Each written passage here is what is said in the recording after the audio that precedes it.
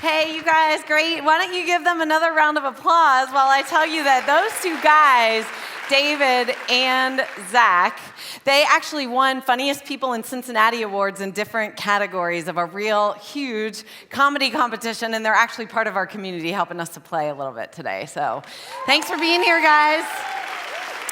I'm Allie, and it's great to be with you here during Purpose Week of the Journey. That's right, today we are talking about purpose. Who's had a group meeting? Anybody in here had their group meeting? Yep, we did too, and we pretty quickly figured out that there were a few of us that were sort of naturally wired for play, and there were a few of us that seemed to be more naturally wired for purpose. And I'm sort of a purpose girl. Like everything that I'm wired with just naturally is better at sort of supporting the concept of purpose, which we're going to talk a lot about today. But a few years ago, I started to get a hold of this concept of play and recreation and the need for fun, and in the middle of, wife, mom, 4 kids, work, school, I need some fun. And so we were canoeing summer before last as a family, and my kids were asking if they could climb this tree where they saw a rope swing. So they climbed this tree and they said, "Can we jump off the rope swing?" "Yeah, sure, that sounds great." And I was watching them taking pictures like this one, and I suddenly thought, now hang on a second. I am fun. I get to have fun too. I'm not just the mom who sits in the canoe. So I put my phone away and I literally climbed this huge tree. And right as I'm standing there with the rope in my hands, getting ready to jump, I think, something could go wrong here. But I jumped anyway, and I forgot to let go. And so back swings the rope, and suddenly I had a decision in front of me: face plant into the giant tree I just jumped out of, or drop. And I chose to drop about a story in bare feet, wham, onto rock bed in about 8 inches of water, and play over for me. I spent the summer in this walking boot, and I think this characterizes my play personality.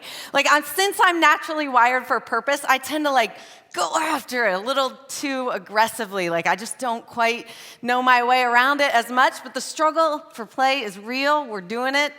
I feel you purpose people out there.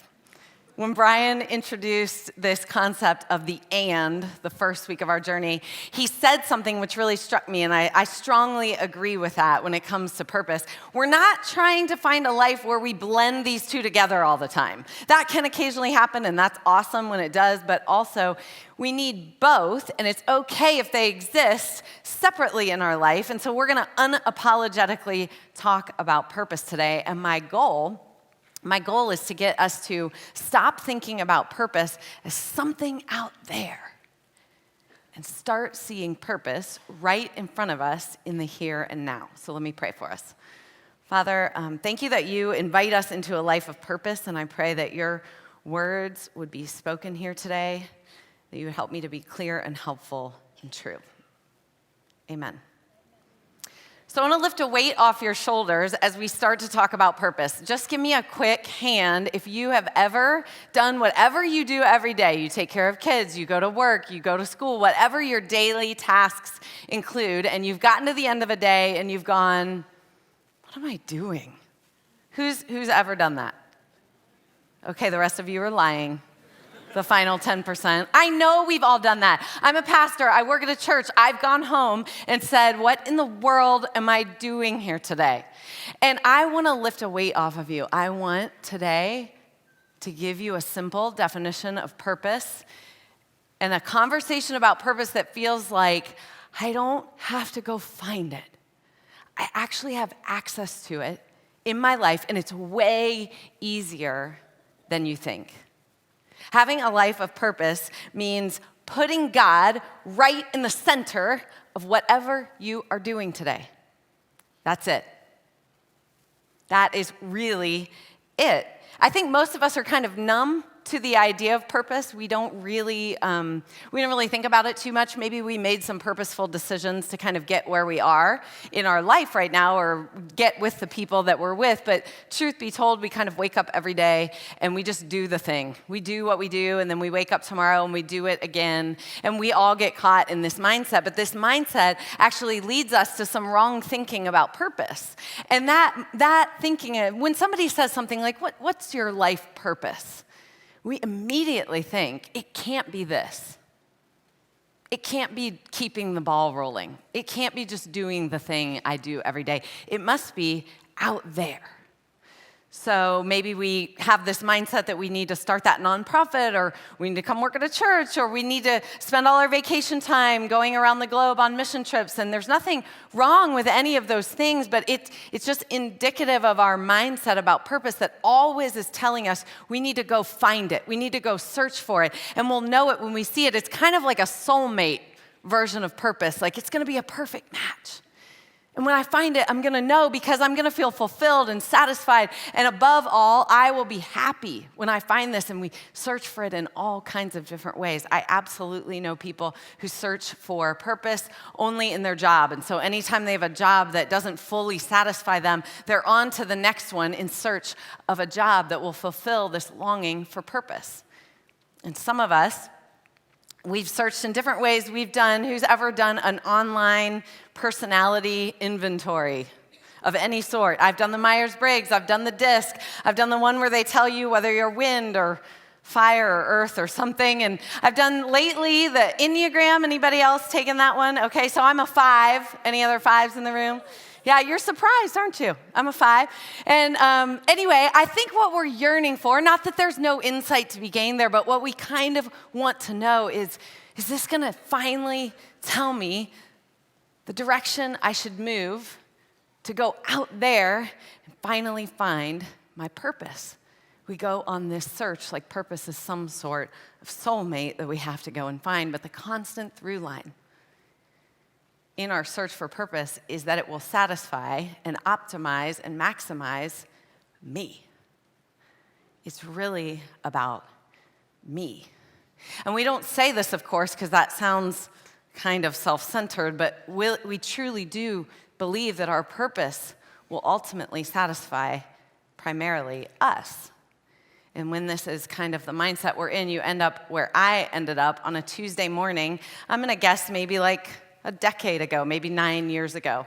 And I was in my house on a Tuesday morning, literally, and I was doing dishes. I was like unloading the dishwasher for the 114th time that week. And in this era of my life, I didn't have an occupation outside of my house. I was actually home. I'd had a corporate career. I'd actually worked at Crossroads for a few years, and I was home. And when I started this era of my life, I had 2 babies. And when I ended it 7 years later, I had 4. So you can imagine what my days consisted of.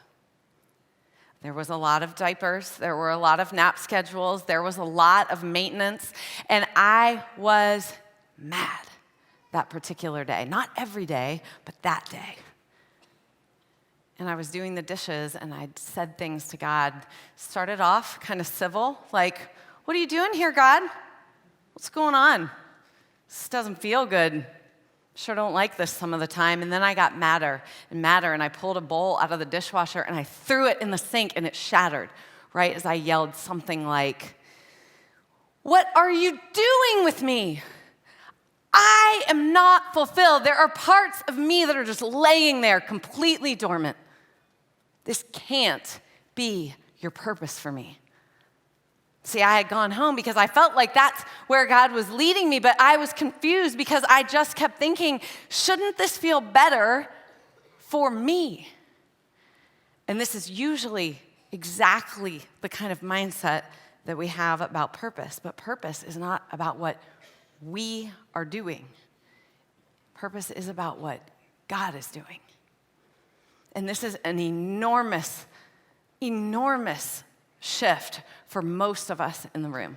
And it was one that took me a very, very, very long time to make because I couldn't get over that it really was ultimately about me. And the difference between those of us who have jobs and those of us who can touch on a life of purpose is really one question, and it's, God, what are you doing today?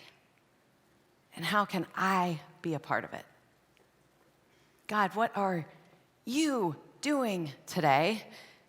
And how can I just be a part of it? All through the Bible, we hear the language of purpose and plans around God. God, apparently, according to the Bible, is the guy with the capital P plan. And I'm just going to throw out different language examples where I can see this, and I see it all the way through the Bible. Old Testament prophet Amos said in chapter 3, "Certainly the sovereign Lord does nothing without first revealing his plan to his servants, the prophets." God has a plan. He's working purposes. Psalm 102 uses language like, "For the appointed time has come." His purposes have appointed times. Things he's doing and the timing of them, they matter greatly. Even Jesus, in his earthly life, he would say things that are recorded through the Gospels. He would say things like in the book of John, "My time has not yet arrived." What does that mean? It means that God has purpose and plans, and they're on timing, and he's doing something. Or he would say things like, "My time is near." Like that in the book of Matthew, he would just talk like this, as though there was some kind of purpose, plan, timing behind his life and what he was doing. And in the book of John, Jesus says what I find one of the most encouraging things when I think about my access to purpose. It's in John 5, and Jesus said, "My Father is working until now, and I too am working." Well, why do I say this is encouraging? For me, this is everything. If God is at work and God has a plan, then God is never doing nothing. No matter what your Tuesday morning looks like, God is at work in the world around you, and we are invited in. We're invited into his purpose in the world, but we are oftentimes, like I was for so very long, thinking that actually it's about us when it's about God. Last week, Brian said something about play, and I was like, yeah, I agree with that. He said if we play, it forces us to trust God. If that's true about play, then here's what I think is true about purpose. Our desire for purpose, it forces us to connect with God. We can't have a life of purpose any other way. We have to push ourselves into connection with God in order to find out what our purpose really is, or how we can connect to his purposes in the world. And we enter this cycle. I thought about this week as I was thinking about what Brian said. I thought, okay, so God invites us in, and somehow we can connect to his purpose, and then he goes, "Don't forget, take a day off. It's really about me." Which I love. That's awesome. And so we begin this cycle of purpose and play, all with God at the center. I wanted a picture so badly. I was just thinking, like, how could I illustrate for you how the purpose of God takes place all through the Bible? I told you I read that. Everywhere I read in the Bible, I can see. And it's no good for us to pretend that it's one-dimensional. We all know better than that, because we've lived through moments in our life where we're like, oh, right there. Something bigger is happening. Something is moving, and I just kind of walked into it. There's something else going on here, and we've lived those. And so it's not a simplistic picture of purpose in the Bible. So here's what I came up with. This is how I believe we interact with God's purposes in the Bible. So here, the picture that I came up with was the jet stream. Okay? I know, go with me. I'm not a scientist nor a meteorologist, but I kept thinking about this.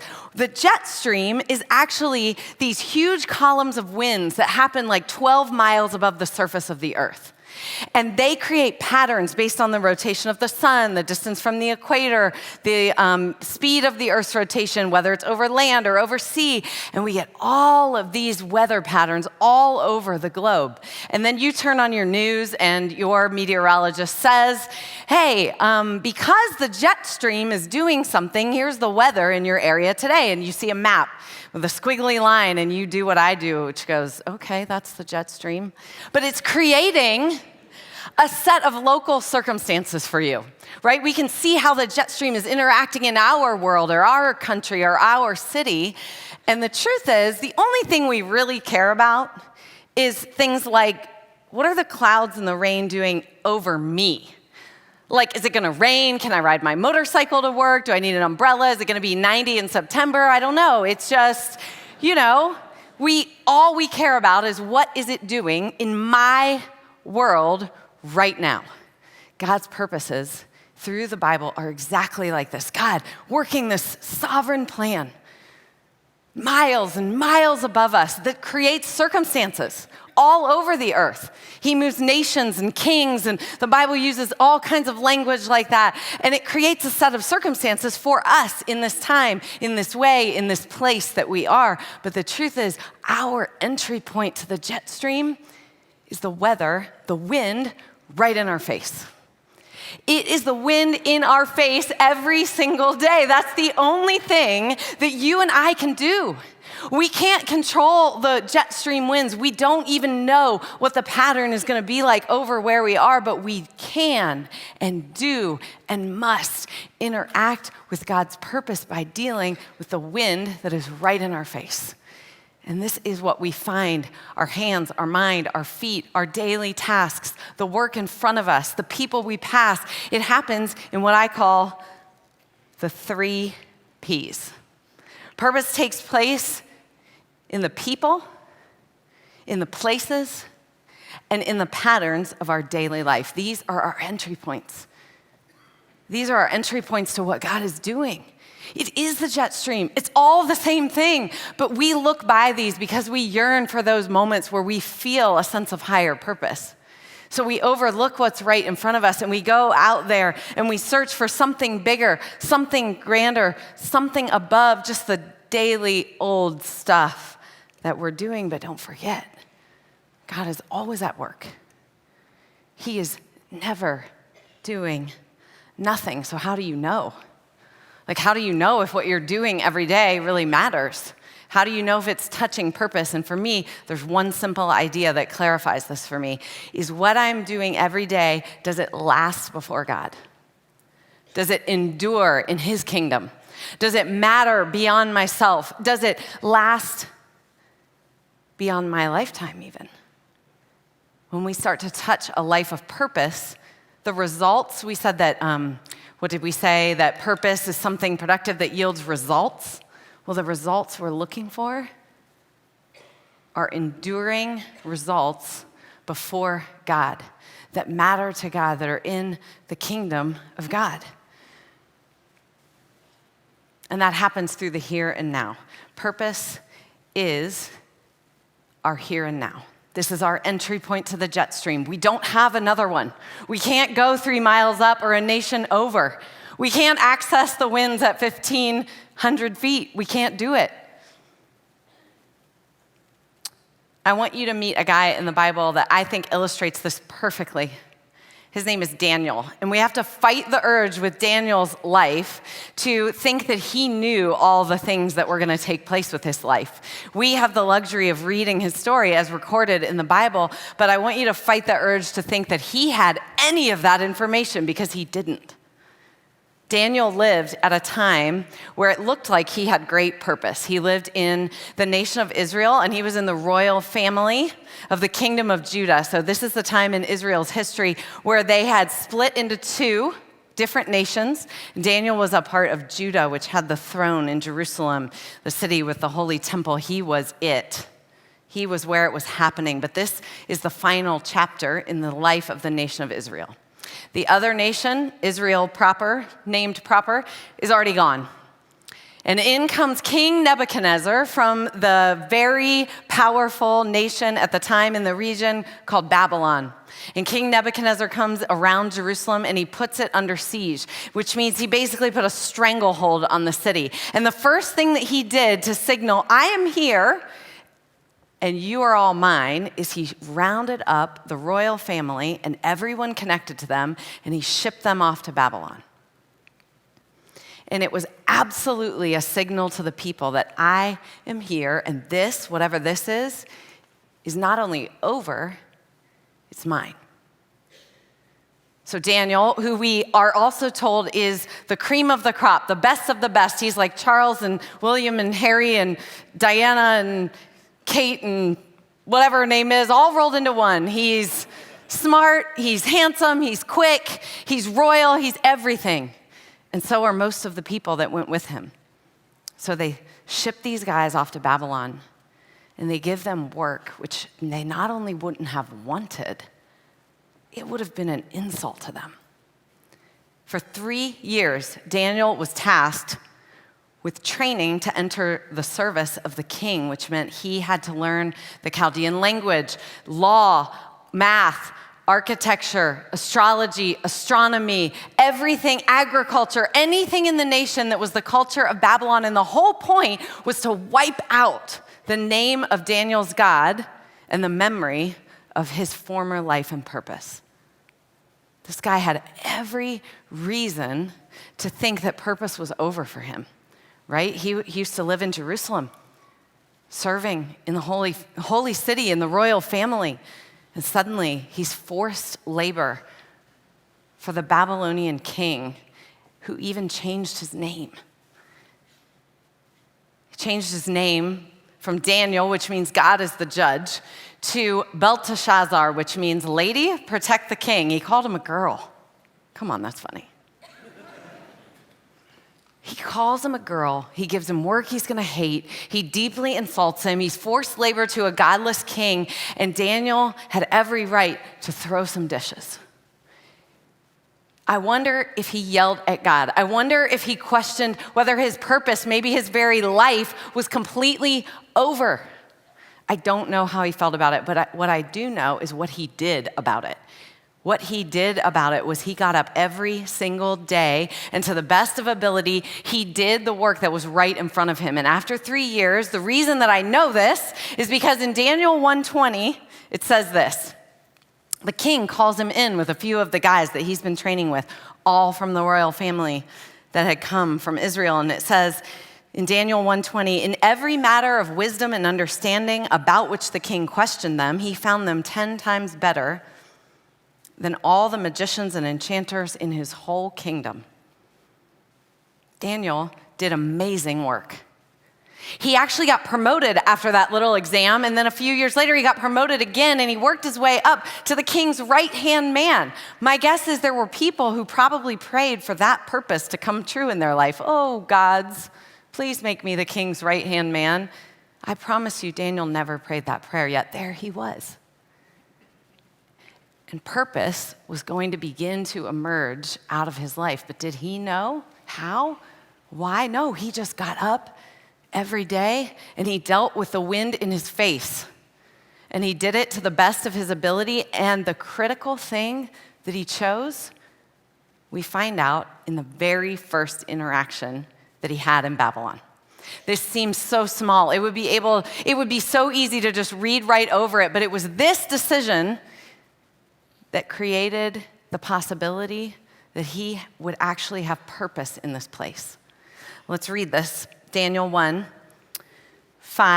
starting at 5. The king assigned them a daily amount of food and wine from the king's table, but Daniel made up his mind that he would not defile himself. The king, he wants these guys in good shape. They're going to serve him. And he assigns them his own food and wine. It would have been the best of the best. But Daniel says, I don't want that because it would defile me. What does that mean? There were Old Testament laws about what the Jewish diet could contain. And that was part of a system which is how they worshiped and loved and served their God, our God.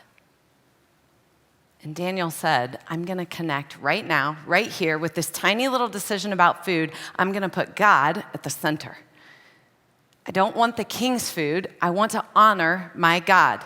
And we see him decide this. If you read the first 6 chapters of Daniel, you will see him decide this over and over and over again, that he will keep God at the center of the work that he was even forced to do in Babylon. And the difference between Daniel and all the other guys around him was that he got up and asked the question, God, what are you doing here? How can I honor you? How can I be a part of you first? You at the center. You are my immovable thing. And how can I just become a part of whatever you are doing here? He knew that purpose happens only and ever when we keep God at the center and when we connect to his plans and when it's not about us. Daniel went on to serve 3 different kings in 2 different kingdoms for 70 years. He never went home. The Bible actually tells us he died in the first year of King Cyrus. That's the guy that made the decree that let all the Jewish people return to Jerusalem. He never saw home again.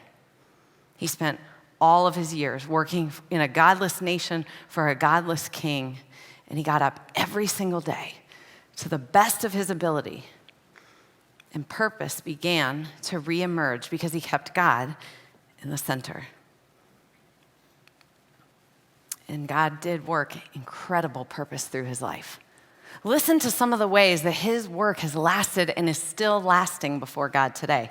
He became what was known as the wisest man in Babylon. We have records of him interpreting visions and dreams, one of which saved the lives of hundreds of people in the kingdom. He lived to hear that king, Nebuchadnezzar, the one that wanted to wipe out his God. He heard him with his own ears say, Daniel's God is the God of gods and the Lord of kings. He spoke prophetic words over multiple people and multiple nations that have actually come to pass in the history of our world. He witnessed a miracle in the lion's den. Yeah, he's that Daniel. And he wasn't a strapping young lad. He was like 80 when they tossed him in there. And many scholars believe that the wise men who would come looking for Jesus one day would have been trained by people who were trained by people who were trained in the scriptures and in astronomy by Daniel himself. And not only that, but his purpose is still lasting in front of God. He has spoken words about what God will do at the end of human history that have yet to be fulfilled. Daniel's daily work is still lasting in front of God to this very day. But did he know it? My guess is no. That the vast majority of these things, he never knew exactly what God was going to do or exactly how God was going to craft purpose in his life because it wasn't about him, it was about God and what God was doing. So let me ask you, is your parenting producing fruit in your kids that will last their entire lives, that will outlive you, that will set them up for the next generation? Is your generosity in your workplace changing the environment? Is your daily decision to forgive your mom or your brother or your friend, is it changing hearts in not just your generation, but in the generation following? These are hard questions. It's hard to know whether what we put our hands and minds and feet to every day will really last before God. So I want to give you a few examples of ways that I see things and people taking place right around me where this stuff is happening. They're looking for people and places and patterns to put God in the middle of, and they join up with a life of purpose. One of them is my husband. His name is Bill. And in many ways, his struggle with purpose actually reminds me a little bit about the conditions of Daniel. Not that he's been carried off to a foreign land, but rather he has a job too that many of you might describe as soul-sucking. He's a lawyer. And he's been practicing for about 20 years, and I've listened to him as his wife. I've listened to him come home and talk about how much of a grind his job is. Do you know the pressure of having to bill every single hour that you work to a project? Many of you do know that. And you know that it appears that that will never end. And he's come home and gone, I don't know if I can do this for the next 25 years. He's had to ask God a lot of questions about how do I, in the middle of this grind, how do I touch on purpose? Your purpose. How do I invite you into the center of what I'm doing? What does that actually look like? So I want to tell you what he has come to understand. And one of those things that he views, he sees constant doorways, constant offers from God to step into purpose through his work, is provision. Provision. He can close his eyes any day of the week and he can imagine a friend and a family in other parts of the world that are doing what God has called them to do because of his ability to help provide for that to happen. He can open his eyes and he can see families that eat, people that are employed because of the project that he just brought in, which is going to employ his team and all their support staff for the next 6 weeks while they get it done. He's learned to see that as an invitation into purpose in the lives of people around him. He can come home and he can see his wife, who a few years ago said, I think I want to go back to school.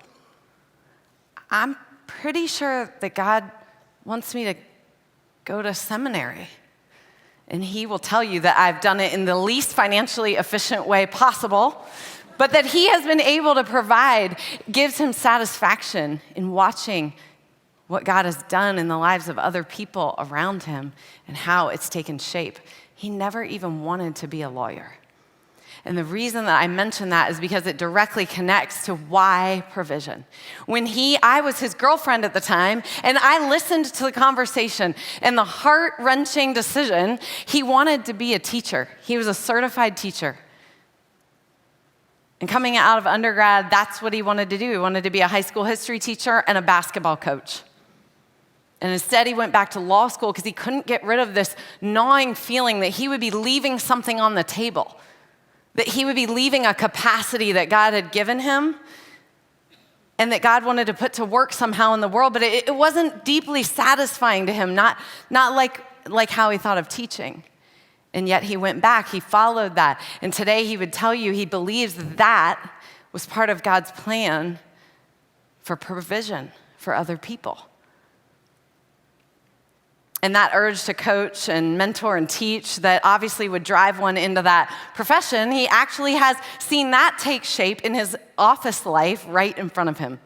Because I don't know if you know this or not, but when you bill hours, people aren't super generous with their time. And he would say he never had an attorney that was patient with him, that helped him grow, that gave him the new expertise and the knowledge and the opportunities to actually mature and grow professionally. And so he views that as a doorway into purpose, and he tries to be generous and available and consistent with his coaching and his time with younger attorneys around him. There are so many other things I could say, but I want to paint you an everyday picture, because I think in that God's intention was always for him to feel satisfied, was always for him to feel that he was using all of who he was, but ultimately not done with him at the center of it. Not with Bill's maximization as the goal, but rather what God was doing. One of our communities, Crossroads Uptown, I love this. Speaking of people, places, and patterns, this one hits all three of those for me. We have a community in close to the campus of University of Cincinnati. It's called Crossroads Uptown. And this community started because of some normal people that had a running group. They would run through the campus and surrounding areas, and they would pray for people that they passed, for places that they saw, and they would do this just as a part of their daily stuff. I'm a runner. I appreciate sometimes I just check the box. I did it this morning. It was 1,000,000 degrees. It was an unpleasant run, and I just went, check. But they ran with God at the center. And they would pray as they ran, and they began to pass this church that was abandoned. And as a matter of fact, there had been a fire, and so there was an incredible amount of damage, and it was an old building. And so no one had ever inhabited it again, just because of the cost of fixing it up. It was no longer a church, but it was clearly a church building. So they started to pray that God would make it a church again. And they would pray that for quite some time, and then sooner or later, that prayer actually changed a little bit into, God, will you give that church to Crossroads to make a church again? And they would run and they would pray that prayer, and soon somebody else began to get that idea, and it caught on, and next thing after the next thing, and wouldn't you know it, as Brian would say, God bless America, the United States government gave Crossroads $3 million to help with the renovation of that historic building, which is now Crossroads Uptown. Wow. You guys, it's incredible. All that happened here was some normal people put God in the middle of the pattern of their life, and they are now interacting with the jet stream purposes of God. Lives are being changed. That place will outlast them. And I guarantee you they could never have crafted that story if they had tried. Never. This is the mindset of people who end up touching on lives of purpose. I'm just going to take what I'm doing and I'm going to put God in the middle. I want to tell you about my grandma as the last thing today. The reason that she came up for me here is actually pretty funny. I know that when I say grandma, you picture your grandma, and she was super nice, and she baked you cookies, and she gave you hugs. That was not my grandma. She was more of the highball drinking, Steelers watching, NFL fan, did you gain 5 pounds kind of grandma. That was my grandma. So I just want you to wipe out this picture of this sweet old lady. That was not her, but she came to know Jesus in her 60s. And when she came to know Jesus, her entire life began to change, and she found purpose everywhere she looked. If you are in your 60s, older than your 60s, God is not done with you. I watched her life change right before my very eyes. I saw a woman who was determined to live out purpose because she believed what Ephesians 2 says. She believed, for we are God's handiwork, created in Christ Jesus to do good works, which God prepared in advance for us to do. And she got up every day and she said, I'm his creation. I've been made new because of my relationship with Jesus, and I want all the things that God has planned for me. God, what are you doing today? And how can I be a part of it? And one day she asked that question about her very own funeral. I went to see her multiple times because we knew that she was going to pass away of her lung cancer. And the last time I saw her, she said to me, Allison, you know, if somebody calls me Allison, they've known me a really long time. I only went by Allison until I was about 10 or 11 years old. She said, Allison, I want to talk to you about my funeral. God's going to do something at my funeral. You have cousins that don't know Jesus. And I've decided my funeral, they're going to hear the gospel. She was like, that's what God is going to do at my funeral, and I'm telling you because I know you love him, and I want you to make sure it happens, and I've told my pastor, and this is important to me, that's what God is going to do at my funeral. Guys, on the one day that we can all agree it should have been about her and her life and who she was, she made it about him. She went looking for his purpose. And on the one day that we can all agree she should have been at rest to think of her purpose somewhere else, she wasn't finished. She thought of her purpose still. She was like, they're going to come to the church because I'm dead and I'm going to get them. She was a woman of purpose, and it was unbelievable to watch it unfold. We can walk straight into purpose today. Not tomorrow. God is always at work around us. And if we won't overlook the things that are right in front of us, we can step right into it by asking the question, God, what are you doing here? And how am I a part of it? And then looking at the 3 Ps, looking at people, looking at places, looking at patterns that maybe, just maybe, we have previously overlooked.